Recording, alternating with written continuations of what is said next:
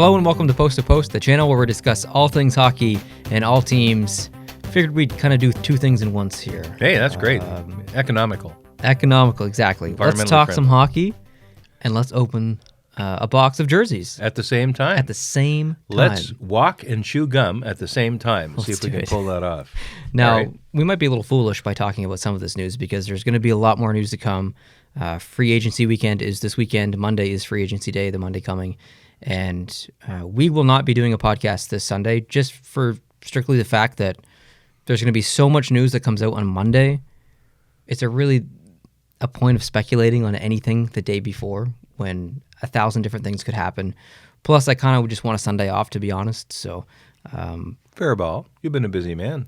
Been a busy man. I was away last weekend, and so I just kind of wanted the weekend off, and that's why we're going to talk some hockey in this video and unbox some jerseys. So cool. I wrote down a bunch of stuff on that.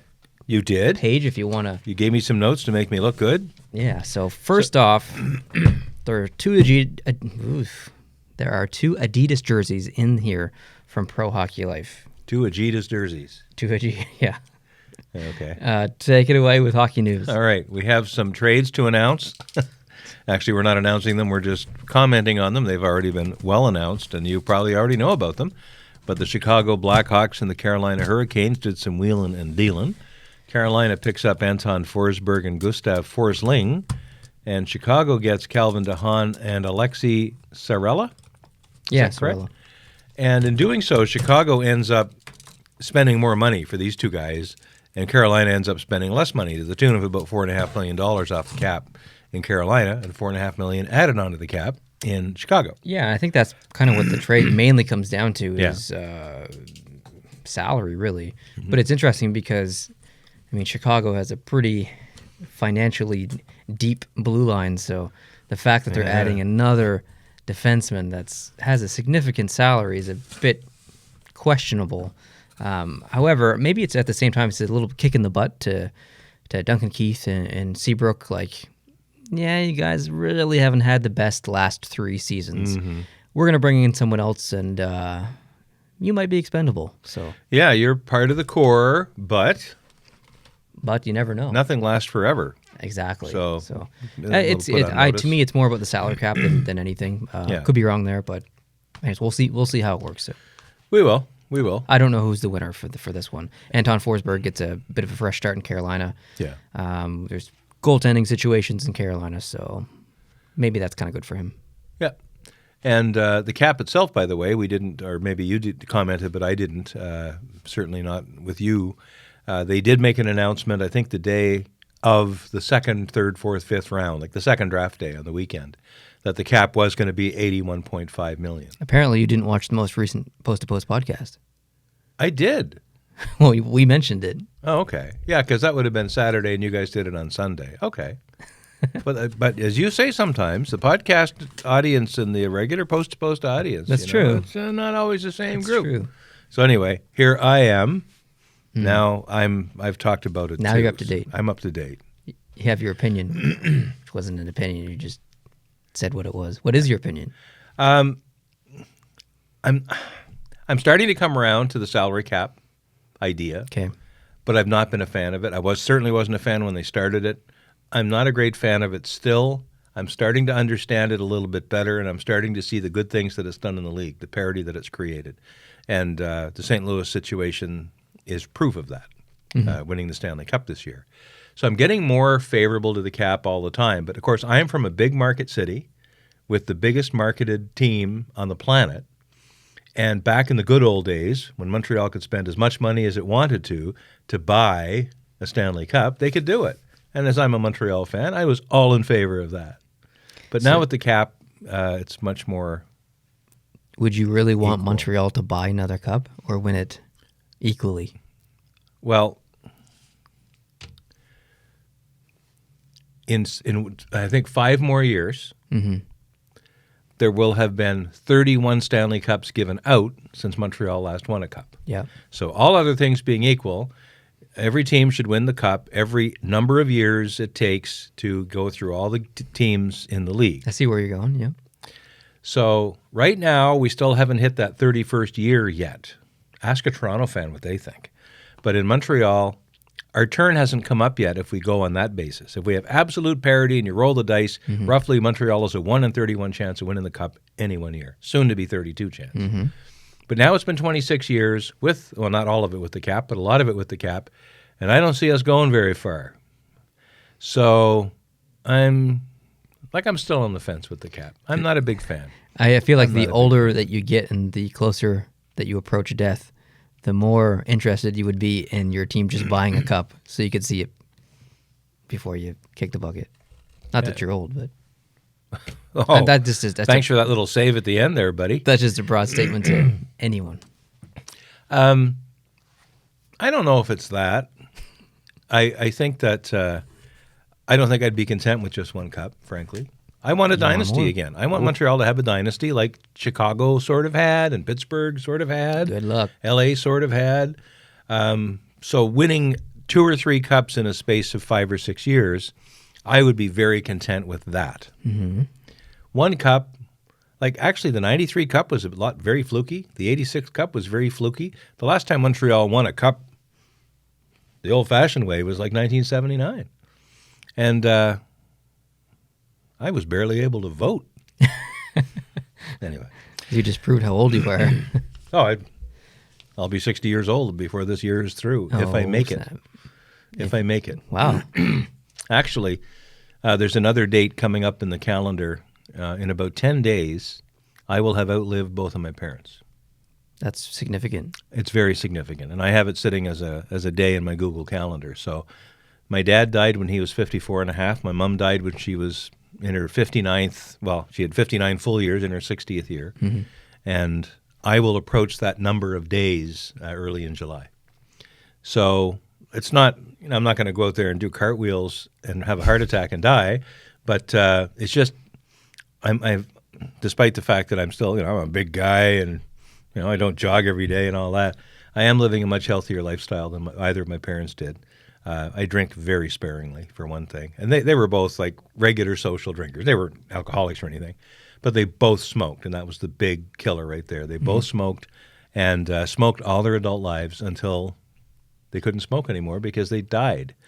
Don't smoke. Don't smoke. I quit smoking on November the 8th, 1992. So you learned in time.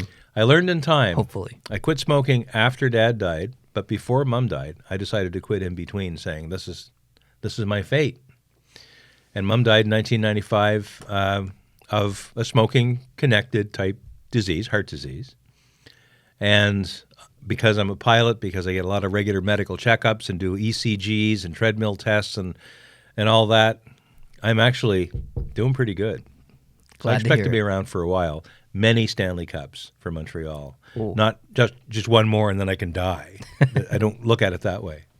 All right, moving on to the other trade we're going to talk about. Next trade. Arizona and Colorado did some dealing. Arizona picked up Carl Soderberg and had to pay more for him, so they have less cap space to the tune of $3.375 million. Colorado ends up with Kevin Connaughton and a third-round pick in 2020, and they save that same amount on their cap. Yeah, so a bit of some money moving around here. Soderberg has got a bit of experience, so that'll be, I think, pretty good for Arizona. But interesting that Colorado is trying to clear up even more cap. Have you looked at the cap situation for every team, where each team is? Not lately. I did prior to the draft, but I haven't since. There is no team with more cap space than Colorado right now. Really? And they're still trying to get cap space. So when's McKinnon's contract up? Oh, I don't know. But I think they have to sign Randon soon. And yeah. Someone else, I can't remember who. Yeah. Landeskog, is he getting close? I don't. It's been a while since I looked at the Colorado roster. But they could just be getting ready to try to retain their big talent here, their core, and draw in some new blood. I think they're going big. Yeah. I think they're going after the old P-man. No. I think it's possible. But yeah, all right, what's next? This announcement just came earlier today as we're taping this. Roberto Luongo announced that he's going to hang up his skates and his goalie pads and retire to a nice beach house somewhere and take her cool. Can you say his first name again? Roberto Luongo. Roberto? Roberto. Roberto? Roberto. Roberto. Yeah. Roberto Luongo. Why? How should I say it? Roberto Luongo. Roberto. Roberto. No, it's Roberto. Roberto? Yeah, Roberto. Say his last name? Luongo. Luongo. Yeah, that's Don Cherry's way of saying it. In doing this, he's giving up about $10 or so million in remaining salary had he stuck around. He had 3 years left. Now, what this does is both Florida and Vancouver have to pay a recapture fee. It's a really interesting situation. It's really interesting. And unfortunate. And I don't know how the math here works out, but his retirement actually helps Florida. Even though they have to pay $1 million penalty for the next 3 years, that's cheaper than if they kept him on the team for the next 3 years and hardly played him because they went and got Bob. Yeah. Something like that. So they're probably better off. Vancouver, on the other hand, where he came from, they have to pay for the next 3 years $3 million a year in this recapture money. And it comes off their cap. Yeah, it's money out of the team's budget. Now, maybe they weren't getting close to the cap or really worried about it anyway. Hockey media reports that Vancouver, this is not a big surprise to them. They knew this was probably in the works. And for almost everybody concerned except Vancouver, this is actually a better, cheaper, and cleaner option than were they to find a way to do the long-term injured reserve thing, skin condition, or whatever. You think, was that a jab at Hossa? No. You don't think Hossa has a skin condition? I don't think. Shame on you. Sorry, shame on me. Shame. I'm full of shame. Shame. I'm full of shame. I'm full of shame. I don't know. I didn't examine his skin. You think... I'm not a doctor.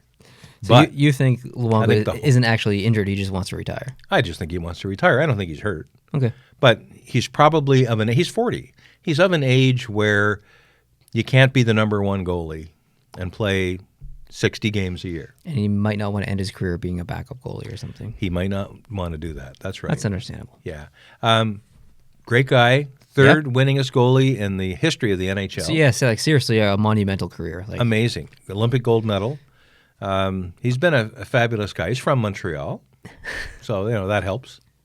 I would say almost a shoe-in for Hockey Hall of Fame.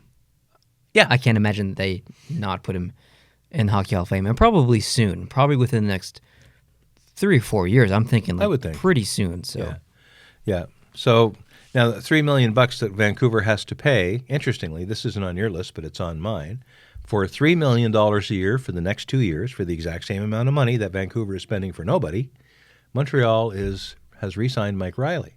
Yes, they have. Yeah, just a pretty good retention, reasonable contract. Yeah, nothing extreme. He's a defenseman, so you have to pay a little bit more for a defenseman. But even with that said, still got him for some pretty good money, and he was a really decent player last year for Montreal. So. He is. Montreal's got some problems that they still need to fix. They have 8D signed now. Riley was the 8th.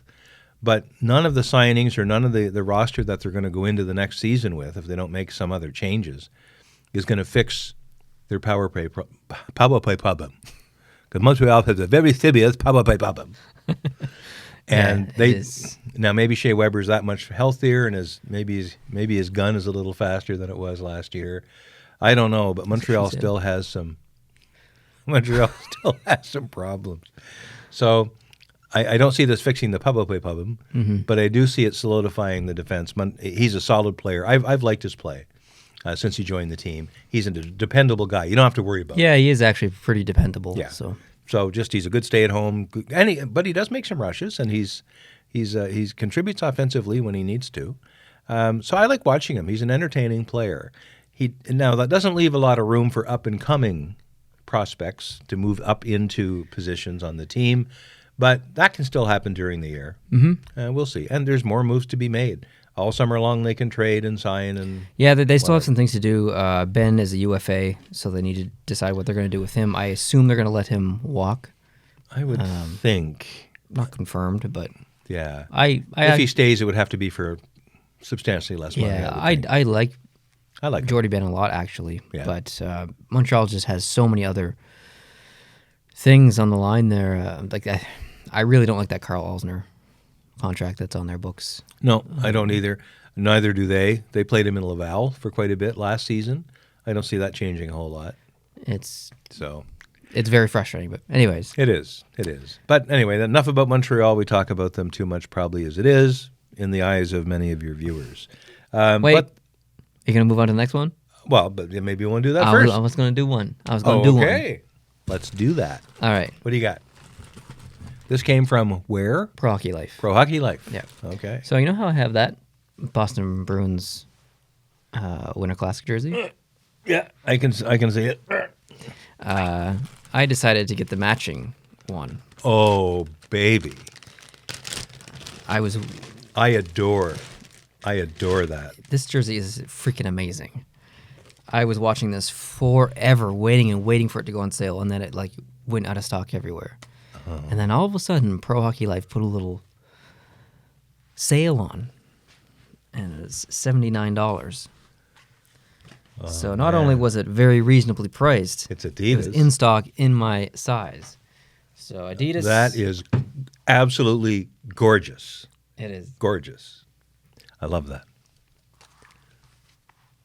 No player on the back, unfortunately, but this is honestly, it's like this and the Boston jersey are probably one of my favorite jerseys in general of all time in hockey, let alone in my collection. So I'm super thrilled to. It's got the Winter Classic crest. Yeah, so Boston. they both share the same crest. So I heard that Boston might use that jersey next year, and also Chicago might use this jersey next year. That would be amazing. However, they're not going to have the patch on it, so this patch actually becomes a little bit more meaningful. Yeah.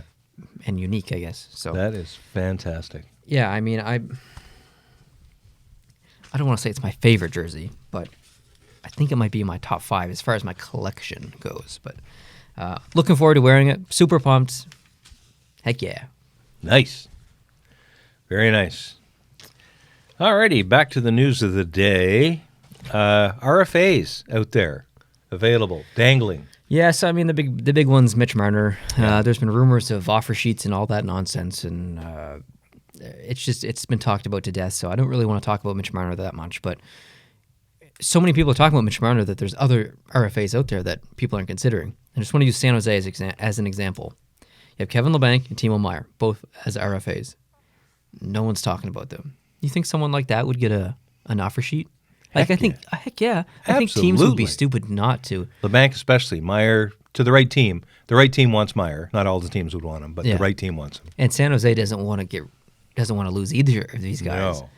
So this is a trick that like a McPhee would try or something in Vegas or whatever. They'd put the offer sheet out there, not really hoping it gets taken, but just forcing the numbers up and pressing San Jose to match that and keep those guys. You might see another California team kind of pull a little offer sheet, but it's pretty risky too because you're giving up quite a bit, and by quite a bit I mean a lot of first-round picks. So it's likely not worth it. It's actually almost certainly not worth it for Labanc or Timo Meier, but they're two very good players, so you never know. Yeah. There might be some gamesmanship going on between some teams. Could be. All right, what else? William Carlson signed. Yeah, William Carlson signed, probably the most reasonable contract, I think, as a forward in the NHL. I really like the TJ Oshie contract. I thought that was perfectly structured as far as money and term. This deal is a little longer than I was anticipating. I wasn't sure if it was going to go 8 years or not, but for $5.9 million per year to get William Carlson, who scored, I believe, 43 goals the year before and 24 this past year. I mean, that's pretty good. And he's getting in length of term, and he's taking a discount on the money. Like you can only sign your own guys to 8 years, right? Yeah, apparently he wanted 8 years. He's like, I want 8 years, and they had to give him, like, he took less money, basically, to get the term. And it works out for the team because probably for the first 5, maybe 6 of those 8 years, they're getting a really good deal at 5.9. For the last couple of years when he gets a little bit older and slower. I don't know. I think this is going to be the best contract in the NHL further on. For teams. Like for the team as for opposed the team further on in the contract. Okay. Because the cap's going to go up. I mean, in 5 years, the cap might be $100 million. And you're only paying William Carlson $5.9 million.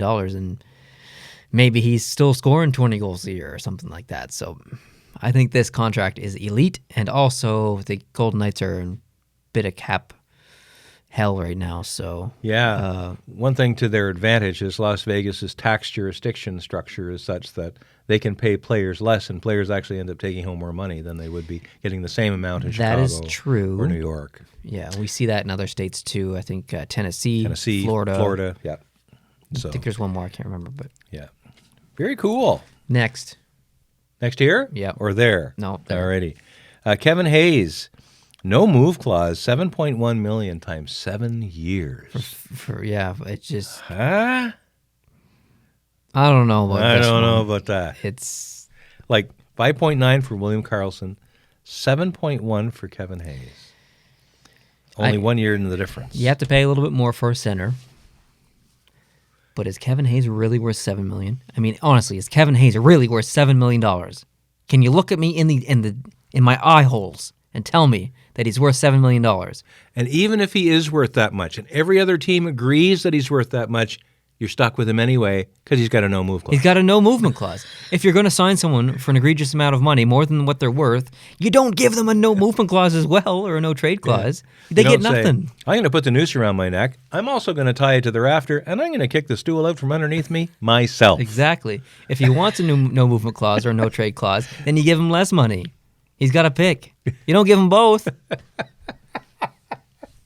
Anyway, I don't like that contract. That's like going to a house negotiation. Let's try this. I'm selling you my house. Okay. I'll start at $250,000, and you say, okay.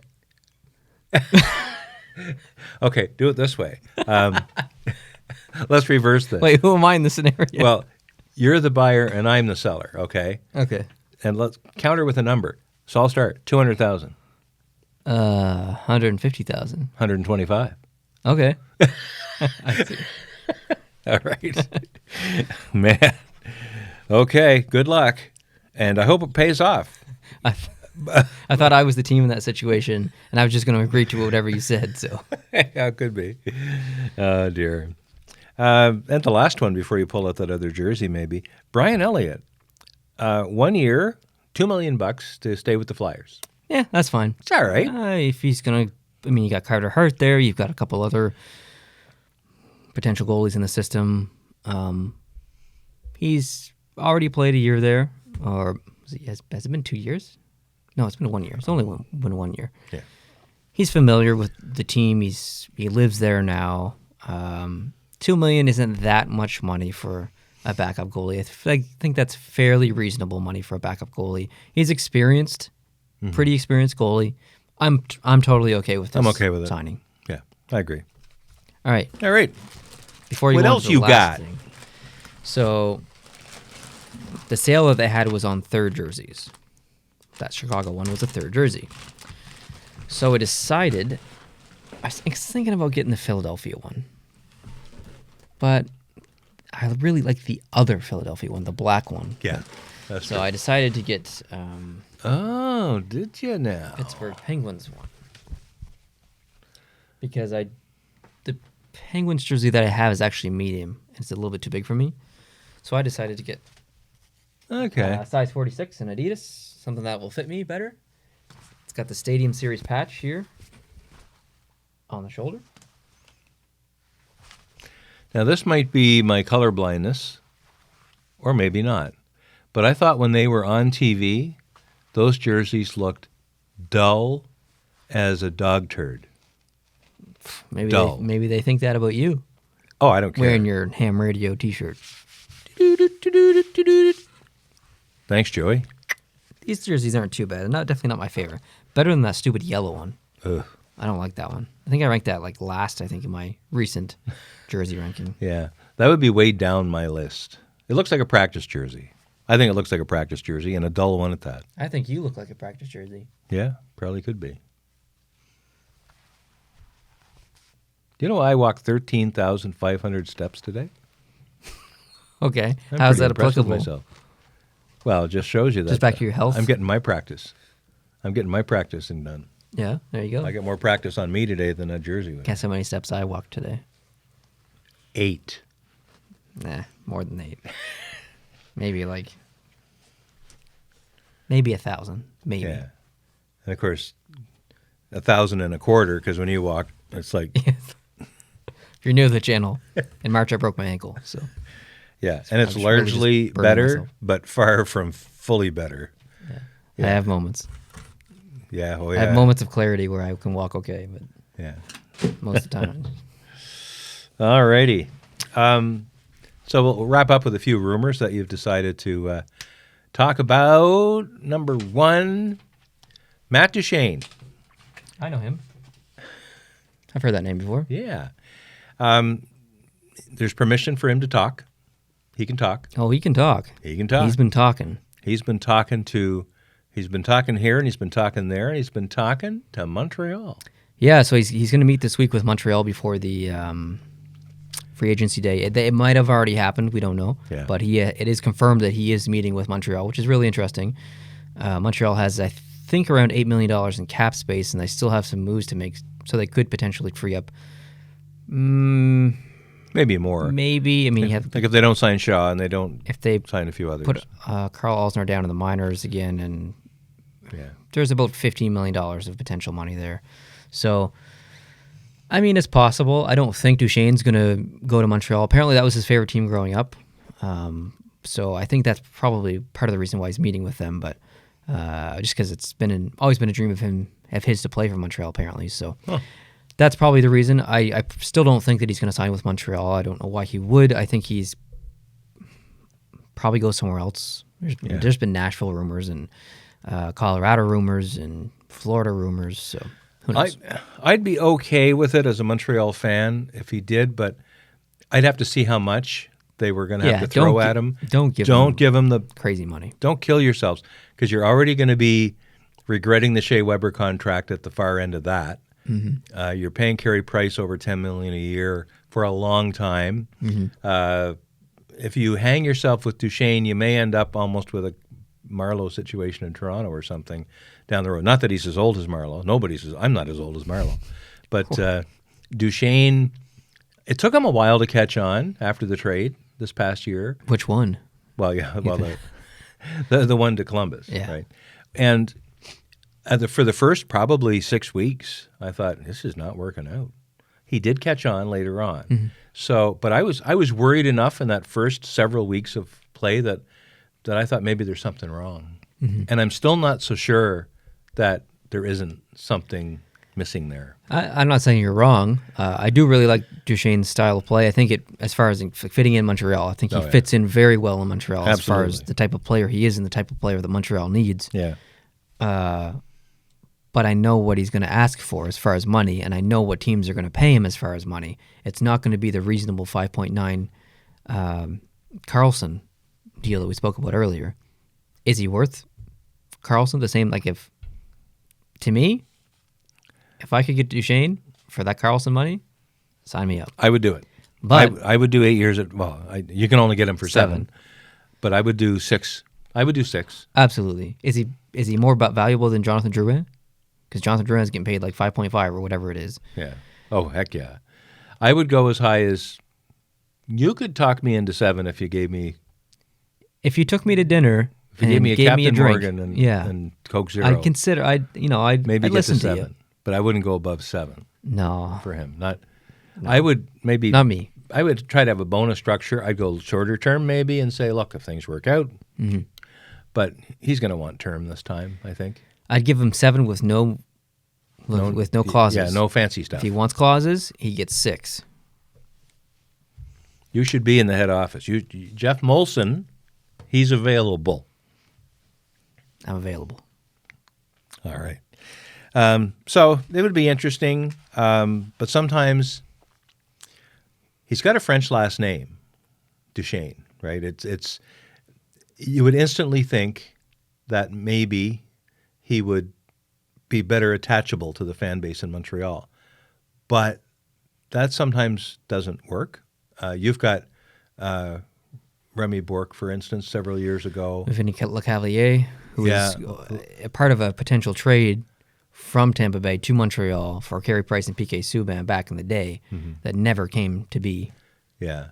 And you've got There's been players with French names who played in Montreal that didn't actually grow up speaking French. They grew up in Alberta, they grew up in Manitoba or wherever.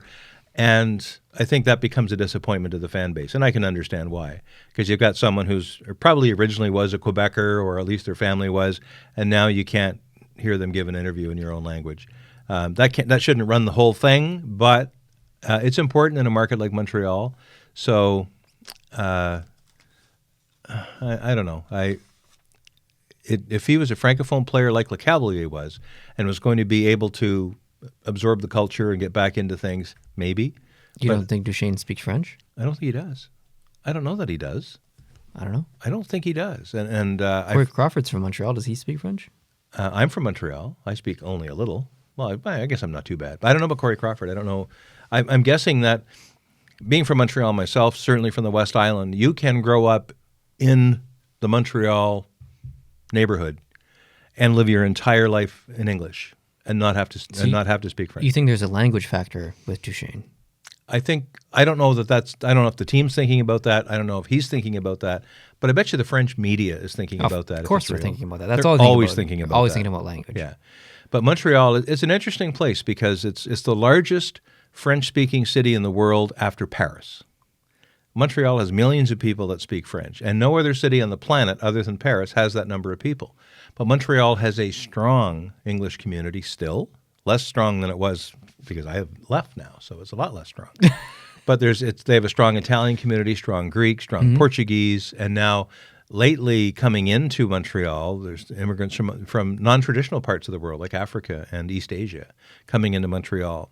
And even though they might come from countries that spoke French, like the African countries, for instance, and Vietnam used to be a French colony back in the 50s. So a lot of the people coming into Montreal from those areas do speak French or do know French quite well, even Haiti. When they come to Quebec, when they come to Montreal, they're actually more interested in being Canadian. Mm-hmm. Still speaking French, but being Canadian and not part of the local rebel culture, if you want to call it that. So you think Duchesne, if he went to Montreal, just wants to continue to be Canadian and not... I would think so. Yeah, back to... I don't think he would absorb into that whole area. So I'm just talking out of total ignorance. I don't know why, but I don't think he's a Francophone. Okay. I don't think he is, despite his name. We've had some others in the past that weren't as well. And Nathan Beaulieu is another example. Nathan Beaulieu did not speak French. He didn't grow up in Montreal, though. That's right. But did Duchesne grow up in Montreal? I don't think he did. No, I don't know. I think Nathan Beaulieu is from like St. John or something, isn't he? He played in St. John for the Sea Dogs, but he's actually from... I thought he was from like Quispamsis or something. Well... Pretty sure he went to high school there. He was drafted in the Q because he was living in New Brunswick, and his dad was, I think, the coach or was on the team, affiliated with the Sea Dogs team. And Beaulieu ended up playing there, was billeted with a local family or whatever, and he grew up for a couple of years in the St. John area. But I think he's actually originally from out west or some other place. Anyway, the comments section already has completely straightened out all the misconceptions that we've just talked about for the last 20 minutes.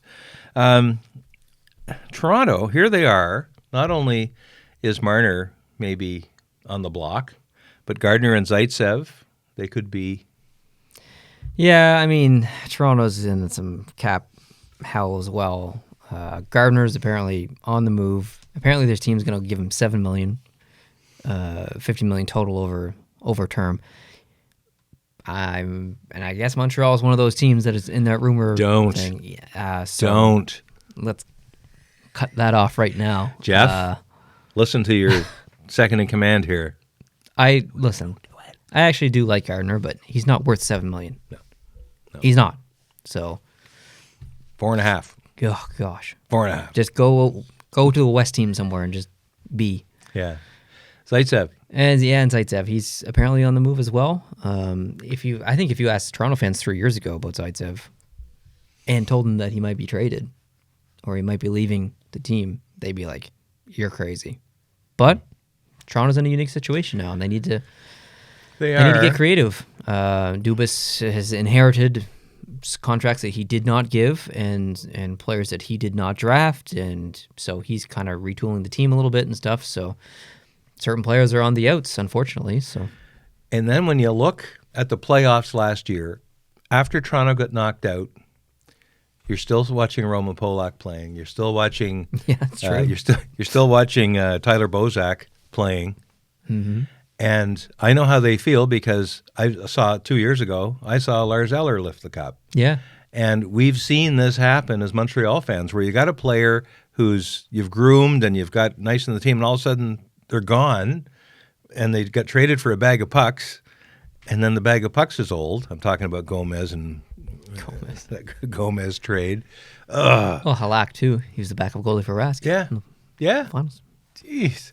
So, Toronto's going to go through this. They're going to lose some players that they become attached to. They're going to lose some players that they don't think they should give up in favor of players that they're not really attached to. Hopefully, for Toronto's sake, the changes will be positive changes for the team, and they'll keep on. But yeah, I'd actually like to hear from some Toronto fans in the comment section. How do you guys feel about Gardner potentially leaving and or Zaitsev? Mm-hmm. Now, the Columbus Blue Jackets have another couple of guys that are yakking. Yeah, so Bob and Panarin have been taken out of the town by probably a ton of teams, but I guess they're both meeting with the Islanders. I don't know if that's already happened or it's going to happen before free agency day or what, but apparently they're meeting there. And Panarin's also going to meet with the Rangers and Philadelphia. And then Bob's apparently going to talk to New Jersey. So, and now that Luongo has settled the Florida situation today, there's a much higher chance that. And then that whole Florida situation of them both going to Florida is still there. I still think it's the best possibility or opportunity for them both, and it's definitely something that we could see. Mm-hmm. Also, Corey Perry, it's not on the sheet, but Corey Perry has interest in Montreal. Not that I want to talk about Montreal again, but apparently it's on his radar. And really? There's one other team, I can't remember what it was, Philadelphia maybe, but apparently Florida's not on his radar.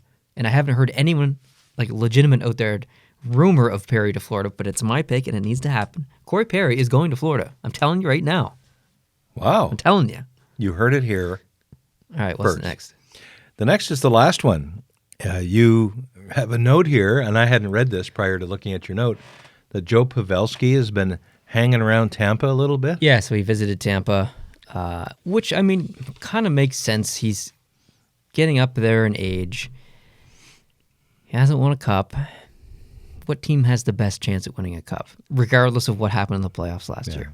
Oh, clearly. Probably the Tampa Bay Lightning. What would he bring to that team? Quite a bit. He's a captaincy, leader, like a huge playoff experience, like massive playoff experience. Mm-hmm. What does Tampa need, potentially? A guy with a lot of playoff experience. Who tips the puck better in the NHL other than Pavelski? Nobody. Look at the back end on Tampa. Hedman, Sergachev.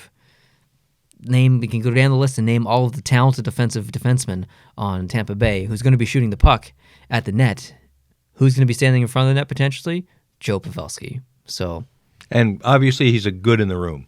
He is a good in the room? He is a good in the room, as Lawrence Welk would say. His injury in the playoffs this past season motivated the Sharks to an incredible extent. Yeah, he was an emotional reason for them moving forward. And he was, in a way, a bit of a mascot for them. And that just shows the love they have for him for the things we probably don't see, the things that happen in the dressing room. And he can bring that to any team he would join. So, heck yeah. Yeah. And if Tampa Bay needs something, it's probably they're okay in the ice. Look at their stats, look at their numbers, look at their strength and their size and their height and all of that. What went weird with Tampa Bay happened not on the ice, but probably just before they took to the ice. Yeah, maybe a little bit of lack of leadership. So maybe. And they weren't getting it from Cooper. Yeah, I don't know what's going on. It's like, we lost 3 in a row. We just got to do something. If we can't do it, I don't know what we're going to do. No. And then they didn't win the third. They didn't do anything. They didn't do anything. Yeah. I don't know what happened there, but they might need a player to kind of stand in front of the coach and say, Listen here, boys. Yeah. This is how we're going to do it. All right. Well, that's all the news that we have for today. Thank you guys for listening and watching and listening to us ramble and also watching me unbox 2 jerseys. Super happy to add them to my collection. 2 third jerseys, 2 Adidas jerseys. Very happy about that. Pro Hockey Life, do another sale sometime because I'm interested. I don't think a lot of people outside Canada shop at Pro Hockey Life just because of the shipping costs. But if you are from America or if you're international, check Pro Hockey Life every now and then, because even if the shipping costs or the duty fees or something is a bit high, you still might find a really good deal on Pro Hockey Life. I get jerseys on there all the time. They're not paying me to say that. I tell you guys like it is. I tell you guys where I buy my jerseys. Sometimes I buy it from Blitz. Sometimes I buy it from Sport Check. Sometimes I buy it from Pro Hockey Life. This one was from Pro Hockey Life. And they shipped it out super fast, so I honestly don't have anything bad to say about Pro Hockey Life. Give them a chance. So, all right, thanks guys for watching. I appreciate it, and we will see you in the next video. And remember, no podcast this weekend. Adios.